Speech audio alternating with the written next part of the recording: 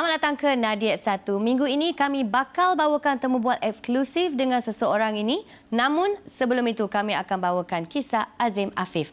Beliau mempunyai stamina yang cukup tinggi seperti atlet elit dunia. Kekuatan mental yang amat kental, kecekalan yang jarang dimiliki oleh manusia biasa. Beliau ialah pendaki gunung tertinggi di dunia, Gunung Everest. Hero kita bersama rakan setugas Sharon Wee untuk berkongsi pengalaman pahit dan manis sebagai pendaki Gunung Everest, Tibet.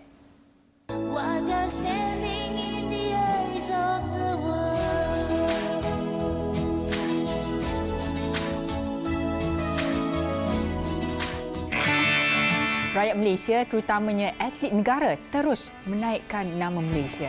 Baru-baru ini, pendaki negara Azim Afif telah pun menawan puncak Everest dan memacak bendera Malaysia di puncak tertinggi di dunia. Bersama saya pada hari ini, sudah pasti kami semua berasa bangga. Azim Afif, apa khabar? Sihat, terima kasih. Saya Azim Afif bin Ishak. Saya berasal daripada Kulim, Kedah, alumni Universiti Teknologi Malaysia dan berkecimpung dalam dunia outdoor bermula dari Kolej Islam Antarabangsa. Jadi perjalanan ke Everest adalah mengajar saya erti kehidupan. Ada jatuh, ada berjaya, ada gagal, perlu patah balik dan sebagainya. Saya menawan puncak Everest pada 23 Mei 2016 pada 11.22 pagi. Bersama dengan saya ada seorang lagi pendaki iaitu Farul Aidid bin Muhammad Yusof pada 9.30 pagi. Jadi objektif pendakian di bawah penganjur UTM adalah untuk penyelidikan, penulisan buku, pendakian dan juga khidmat sosial. Jadi itulah 4 elemen kita gabungkan di dalam satu ekspedisi menjadikan dia adalah bukan sekadar mendaki. Untuk mendaki ke Gunung Everest kita memerlukan fizikal, mental dan juga spiritual. Jadi daripada segi fizikal, setentunya kita berlatih dengan berlari, berjoging, memanjat gunung, melakukan kursus-kursus yang terperinci. Dan untuk mental, kita menjalani latihan sehingga 9 hari 8 malam dengan beban yang di 30 kg. Kita berjalan sejauh berapa ratus kilometer di dalam hutan. Dan untuk spiritual, kita lebih mengarah kepada bagaimana untuk kita beribadah di tempat sejuk. Dan di antara tiga ini juga, dia tergantung kepada makanan. Jadi makanan memainkan kita peranan yang mana kita kena ada diet yang tertentu.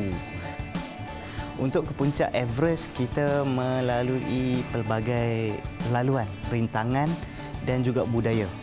Jadi kita dapat melihat keindahan alam, setentunya cantik, dan kita juga dapat melihat mayat-mayat yang berada di kawasan pegunungan Everest yang menyebabkan kami berasa seram sejuk. Disebabkan kita biasanya lihat mayat di dalam kubur, tapi ini dijadikan sebagai petanda jalan di atas gunung Everest.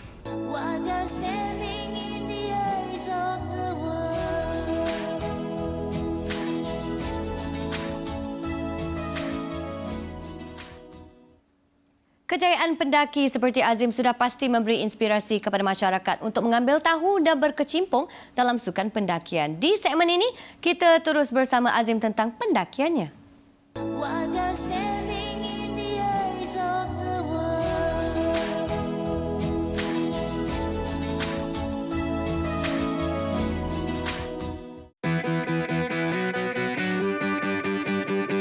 Kita pun nak tahu sebab bukan saja untuk menerangkan tentang Azim sendiri, tapi tentang pakaian ni dan sebagainya. Mungkin ramai yang ingin tahu, saya pun nak tahu goggle ni dan macam-macam lah.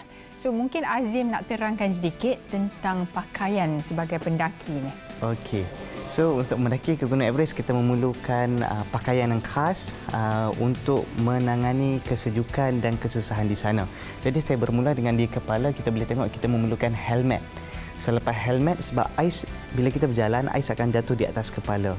Dan kita ada goggles untuk mengelakkan mata daripada buta, snow blind ataupun high retina pemotongan angin. Dan seterusnya yang paling kita nampak sekali adalah baju. Baju ini adalah tajaan daripada North Face Malaysia. Boleh menahan sehingga negatif 60 Celsius. Jadi kalau masuk dalam freezer still okey lah. Kalau fridge freezer tu kan. Dan kita perlu bergerak. Oh, okey. Ni tebal ni. Ya, tebal. Sangat tebal. So baju kuning ini dipanggil adalah down suit yang diisi dengan kita katakan adalah bulu itik. Bulu itik kat angsa dalam dan ni. itik. Kita goose okey. down. Angsa dengan itik. Goose down. Baju ni adalah one piece. Maksudnya seluar dengan baju sekali disebabkan kita tak nak ada gap di bahagian pinggang supaya terkena angin untuk elakkan frostbite dan sebagainya. Di kaki, kita akan tengok kepada kasut. Kasut ini adalah kasut millet yang biasa digunakan untuk mendaki Everest. Dia berada 3 layer, 3 lapisan. Di bawah adalah yang kita tengok, kita selalu memanggil adalah paku, spike dan sebagainya. Tapi nama spesifiknya adalah crampon. Crampon adalah digunakan attach pada kasut untuk berjalan di atas ais supaya tidak tergelincir. Jadi kasut ini juga dapat menahan sehingga negatif 50 dan 60. 50. Jadi kalau nak pakai ni kena pakai stocking dulu tak? Ya, stocking ada kasut Superman. Selalu kita pakai Superman tu. And then baru dia masuk lapisan yang kedua dan ada lapisan yang ketiga. Jadi tebal lah ni kan? Tebal. Berat ni. Ni lebih kurang kemungkinan berapa kg ni setiap kasut satu? sahaja kiri dengan kanan 3 kg. 3 kg ni. Jadi kena masuk gym kalau nak jadi pendaki. Ya. Aziz. So satu lagi kat bawah ni. Ya. So ini adalah paling signifikan untuk pendakian ais. Kita panggil adalah kapak ais, Ice X. So di bahagian sini adalah Ice X untuk mencangkuk kepada ais, dan bahagian yang besar sini adalah ice breaker untuk memecahkan ais. Dan akhir sekali kita ada kaki di bahagian bawah, spike di bawah untuk kita berjalan. Kita menggunakan seperti tongkat. So ini digunakan bila kita nak naik ke satu tempat, tak ada tempat nak pegang, kita perlu mengetuk ais dan kita tarik badan kita naik. Kita dalam kehidupan kita mahukan sesuatu yang di peringkat yang tertinggi. Jadi untuk dalam dunia pegunungan, Gunung Everest adalah syurga, adalah satu takhta kepada kita untuk menawan puncak tersebut disebabkan dia adalah tertinggi di dunia. Kami melalui sendiri kegagalan selama 2 kali, dan itu menjadikan kepada saya falsafah hidup yang saya memberikan, selalu saya inspirasi kepada orang lain. Gagal sekali bukanlah selamanya, dan untuk kami gagal 2 kali bukanlah untuk selamanya. Harapan saya adalah untuk melengkapkan 14 puncak 8,000 meter yang berada di dalam dunia, termasuklah yang kita biasa dengar K2, Kanchenjunga dan sebagainya. Jadi saya mengharapkan seluruh rakyat Malaysia dan kerajaan, swasta dan sebagainya terus menyokong usaha saya untuk menaikkan nama Malaysia di pesada dunia dengan cara yang tersendiri. Jadi itulah yang kita katakan kejayaan untuk Malaysia. Susah payah di sana, kita balik berkongsi di sini.